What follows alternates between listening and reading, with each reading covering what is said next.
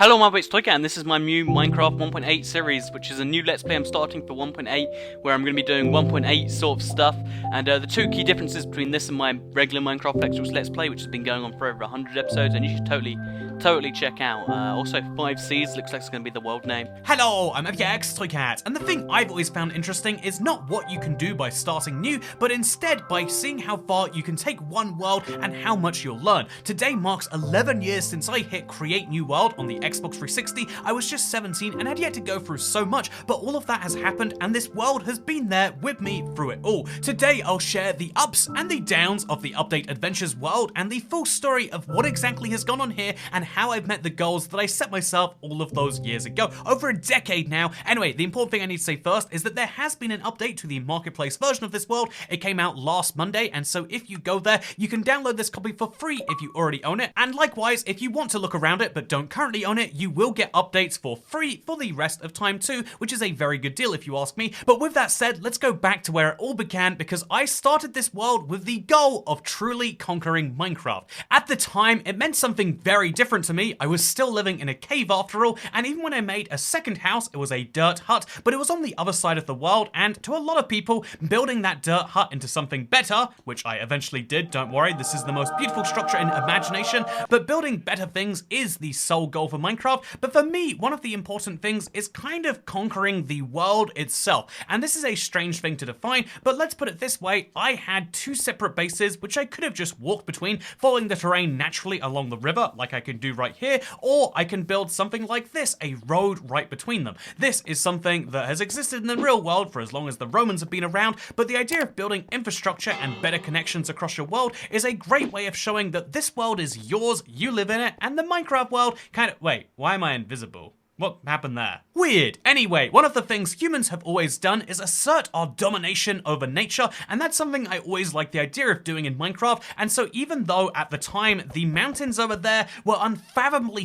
far from my spawn point, I know that's ridiculous to say now because we can get around Minecraft so much faster, but genuinely this was a minute-plus walk across the entire world. And even when I had a lovely road which made it nice and easy and low fort, it was very, very straight and very, very easy to walk, it was something that I still wanted to do better by, so I went to the top of the mountain, which my cave house was located in, and I built myself a rail going all the way across the world. At the time, this was a sky rail. It was just 12 blocks away from the height limit. Can you imagine? At one point in time, this was almost as high as you could build up, and this was as low down as you could see, whereas now you can obviously see what that actually looks like. It's crazy how far Minecraft has come, but the basic idea of this world has always stayed the same, and that was minecarts for a bit. And then it was the Nether, as you can see, and then it was the Nether plus minecart rails.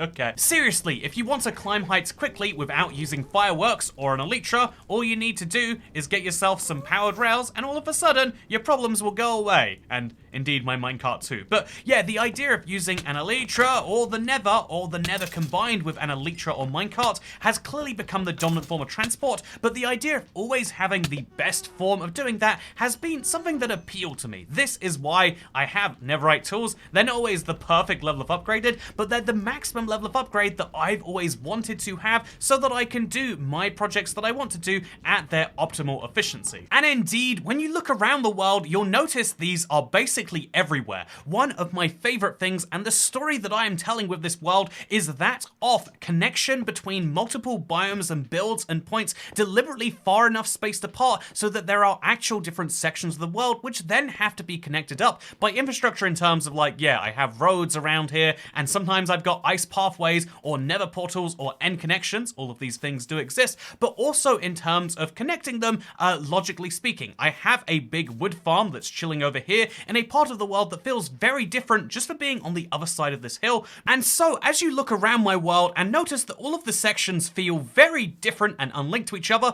you'll notice the common theme, whether it is that of collecting all of the blocks, whether that is of building a giant sphere out of stone that sits in the sky, whether that is of building building a sugarcane farm that goes all the way to the new world height. Whatever it is, the goal is kind of this triumphant making something that didn't exist there before. I'm a big believer in kind of mankind supremacy. A lot of people care about the environment above all else, for example. I think we should care about the environment as it serves us as humans, and whether or not you agree with me in the real world, it's definitely true in Minecraft, right? You get to make the world that you want to live in, and so this is something that I am very, very, very mindful of. When I build something in my world, it is very rarely something that's meant to replicate nature, and when it is replicating nature, it's in a very different way. Look at my volcano, for example. I'm still quite proud of this one. It is a giant covering of the natural Minecraft land with Netherrack. I did this not because I wanted to have a volcano. I would argue this isn't what a normal volcano looks like, but instead because I wanted to see just another bland giant hill in my world. You can see I've got a mountain range over there, a mountain range over there, and I had a third one here. I figured I would make each of these more interesting in their own rights to a human perspective, so I flattened off that mountain. I'm covering that one in redstone, weirdly enough, and this one I covered in Netherrack and indeed made into an active volcano, which is maybe having a little bit of a spill down the side.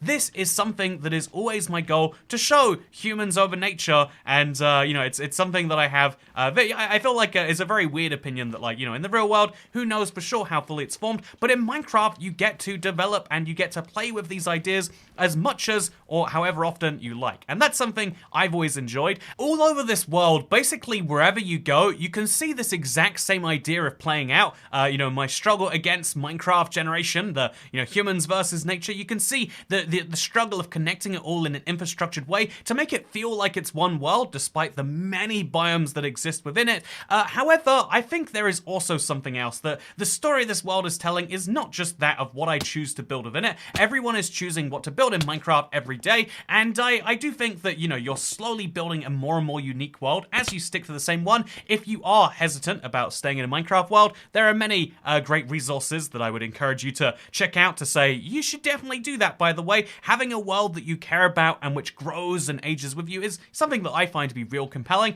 But the other thing that is worth mentioning is that this world has been there for me throughout basically everything, which means when I have a goal for a Minecraft project, I don't have to think, oh, I'd better start up a new world, get to the diamond tool level, go do all of that stuff. Instead, I come right in here and I work out where that idea fits. Sometimes that idea fits perfectly in with everything else, like my tower bridge replica that is very, very good, or like my giant potion bottle that I built to store potions in. Sometimes these things fit very easily into the rest of the world, almost seamlessly so, and sometimes they don't, and sometimes it's a regret, like this giant blast furnace I have. I think it's just weird sitting there. It's an odd part of the landscape that I maybe in 5 years will come to accept, but right now I still feel oddly about. But sometimes the challenges of building, say, a replica of one of my favorite board games, has to be done in such an environment that it has to be built very, very far off from the rest of the world, but still, the joy in connecting it all together, the joy in having one big Minecraft world is something that I really like. But still, no matter how challenging it is, or no matter how poorly it comes out, it becomes a part of the world nonetheless, and this is something that I've long been an advocate for in real life. So this is a giant map of my world that I built over a very painstaking series of streams a while back. It is 225 maps that lays out the entirety of the Let's Play world from the old Xbox 360 boundaries, plus an extra, you know, thousands or so blocks around the edges, just for good measure. You can really see an interesting terrain mesh here. However, what you can also see is a bunch of builds which sit off kind of lonely away from the rest. Things that, yeah, I don't feature very often because honestly, I'm not that proud of. Like, whatever the heck that was meant to be is a great example, or the Catan board, or like even the IBX lettering that I did forever ago before I knew how I probably should have done that. Ultimately, there are so many projects in my world that maybe if I was starting from scratch, I wouldn't do again. Maybe if I had some grand master plan for how this was all going to be, I wouldn't build it, but I think that's kind of reminiscent of life. You know, sorry to get kind of real with you in a Let's Play, but I mentioned before many times when talking about scars that you might wish you didn't have scars. You might wish that when something bad happens, you could just think, yeah, it's no big deal, really. You know, like I feel like being sad about things is such a wasted set of emotions, and being long-term sad about things is especially wasted. But ultimately, it's something that happens to you, and anything that happens becomes a part of the tapestry of your life.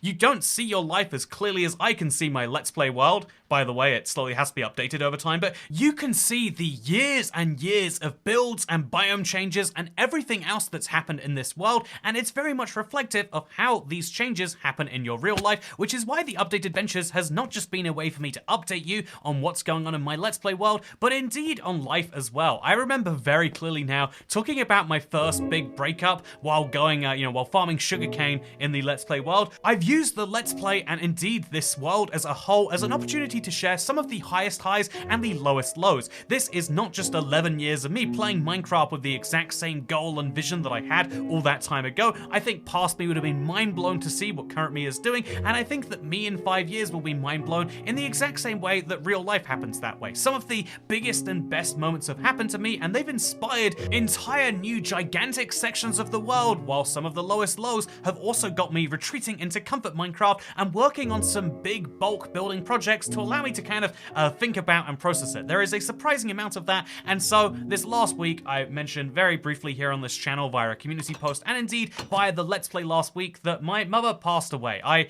really was not ready for it. I've always thought myself to be fortunate to not have ever had a direct death in the family. I don't know how funerals worked, and I always thought that was kind of like a benefit in a weird way, but it seems the luck ran out, and my mother, the only person who raised me, my closest familial relation probably that I'll ever have to see at a funeral, is no longer with us. And there is a lot to that I've spent the last week just kind of dealing with. I think something that's been surprisingly helpful to me has been talking to as many people as possible who knew her, and honestly taking the week off as much as I humanly could, even though that obviously didn't work. But at some point that has to return to normal, and a lot of people are very cautious about like, how do you ever return to a normal? And ultimately in my personal life, and even on just like a logistical level, like I'm having multiple conversations a day about things that I never thought I'd have to be involved with, stuff like burials versus, tombstone plots versus crematoriums, and how multiple services, and like, oh, do you want the limousine pickups, and all these sorts of dumb questions that you really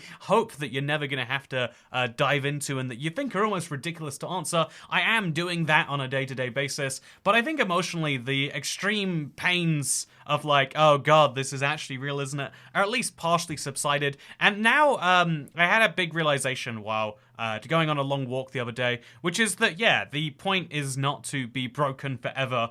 I mean, that is the temptation, to step on a plug and say, this hurts so bad that I never want to do anything again, I might as well die. But honestly, as bad as a thing may be, and as bad as you might want it to be in your reaction, ultimately it is about going on in some level. And that is why, after years and years, in moments where people say, I'm done with this, I'm starting again, that's never been my attitude towards this Minecraft world. And so after the last week, where I'll be honest, one of the big reflections that I've taken from this is kind of that of mortality. The one big positive that everyone seems to take when there is a death in their family or in people they care about is ultimately just how real mortality is. If you have to get that from a celebrity, sure. If you have to get that from a family member dying, sure. But ultimately, you don't have like 60, 70 more good years. You don't live till you're 80, maybe 85, 90, and they're all great years where you can do everything you want to. Ultimately, though, time is so limited, and that is something that I really kind of drew from the way that my mother lived life, and kind of like assuming like, yeah, just always push this off to tomorrow, push this off to there, but a lot of those things that have been pushed away will never be done. And so I look at my own life and I think like, what is in the same boat of, oh god, I would regret not having done more of this if I could look back on it. And honestly, it's working out the things that I really get extreme passion from here on YouTube. There are lots of videos that I really like and I'm really proud of, but there are some that are really near to the top, and especially when it comes to encouraging people in survival, it's something I really get extremely good feelings out of. The reason I'm making this video about my 11-year-old Let's Play world is because I hope it inspires somewhere out there right now to stick to their survival world in a way that I genuinely think will benefit them. The reason, one of the things that I really loved and really have decided to double down on is I love people enjoying Scorched, a brand new survival experience in a lava desert, or Hexed, and so many people say that the reason they got into super flat or ultra flat survival was because of this channel. I love that I am encouraging people to have these these new Minecraft experiences that I desperately wished for myself 10 years ago. And so it really is a reminder that even though I hate the marketplace processes, it takes months of bureaucracy to, once you finish the map, which is a very long process, to actually get it out and in the hands of people. Even though I don't like the process and I think, yeah, I'll just get around to doing that in like another 6 months, there are some things that are very important that I want to make sure people have. And so there's been a couple of big projects that I've been like, we'll get around to that soon, that I am now not putting off any longer. I am starting this week. I'm going to make sure that I do all the things I need to make sure the videos are the ones that I enjoy and would genuinely want to watch myself still. However, I'm also going to be working on the next map, which I've had planned for a very, very long time now, by the way. I actually have 2 separate ideas for 2 separate things, but rather than just saying like, yeah, we're gonna get around to it when we get around to it, I've realized that it is something that I enjoy so much when people get their hands on, that why should I wait? Why should I put it off another day? Because I don't know when that day, if that day will come. And it's a scary thought to think about that, but it's also a reminder that ultimately,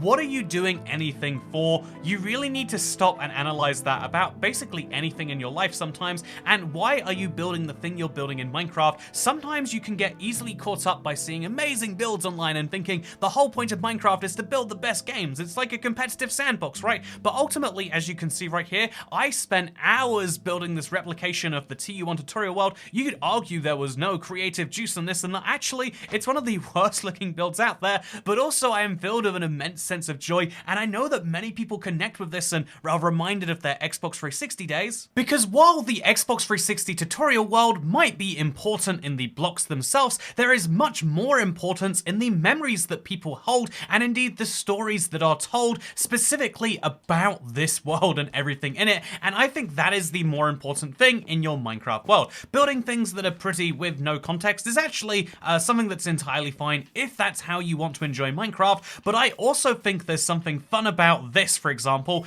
this is something I started building a while ago. The idea was, just that the ocean level is so low that if I wanted to build this at the same level, it would end up in the water. But also, isn't an underwater tutorial world kind of a way of showing how it's dilapidated over time? Something at one point was the epitome of Minecraft building.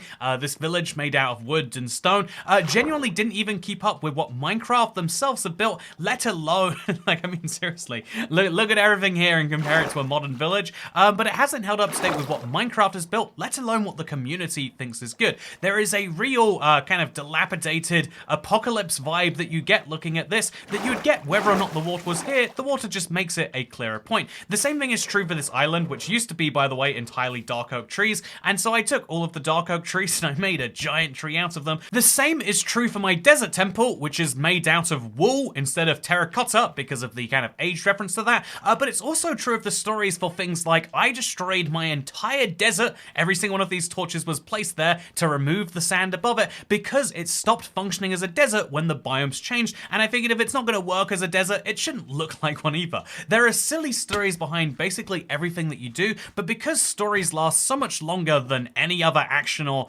set of words by themselves, they are the most valuable way to actually preserve something. And although I think, ultimately, you might say, Toycat, you don't care about preserving things, that's why you destroyed your mountain or made this. I think that some people take preservation to mean we should never make changes. No, no, no. I think we should be making changes all the time. The future is always better than the past. New is almost better than old. However, it's also important to recognize what old once was, and so when you decide that you want to take a village and keep it safe from pillagers, you should do so in a way which actually makes the village more interesting, not in a way that just you destroy it and start again. Every single time I have a big disastrous build, I might try to fix it, but I try to fix it in ways that doesn't remove the original character, with only one big exception, which we of course never talk about, and so it's entirely irrelevant to this conversation. But yeah, every single time I'm looking to build something, I would like to add to the story and to the tale of my world, and it's something that although the Tales and Trails update was very big on telling you about,